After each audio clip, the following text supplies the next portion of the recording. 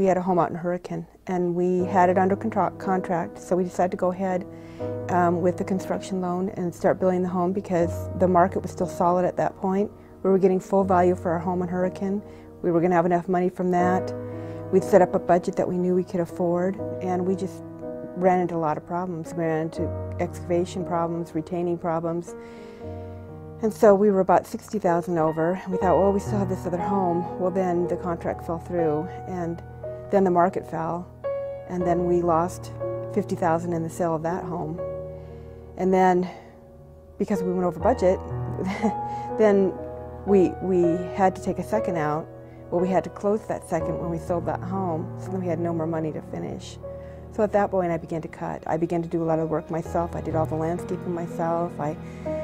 I did the foundation, I laid the rebar, I poured the footings. I mean, I helped, you know, I put hours and hours and hours of sweat equity into it, just trying to see if we could keep it, because at that point, we just wanted to honor. You know, we made this commitment on this loan, then the market had shifted and the home's value had, we were upside down. So we couldn't get a loan. And SouthWest finally put a loan together for us. At first they modified it to about $1,600, and then they modified it again and took the interest rate down lower to where we're at now, at the 4%. And so for a year we've been at that, and we have not missed any, we've not been late on any payments, we've not missed any payments. And that includes my husband losing his job last May.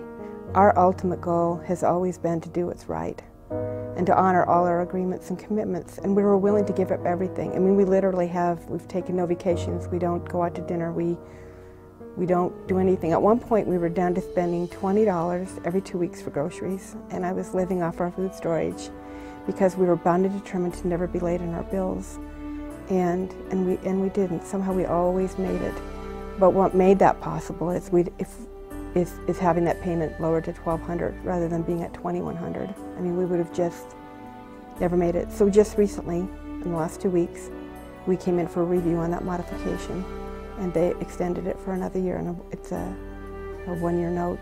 So we've been very grateful because they understood that we weren't quitters, and we would do anything. And I think we've proven that, and we're willing to do that because they were willing to understand and honor who we were, rather than just saying, well, you know what, you got yourself in trouble here, you're out of it.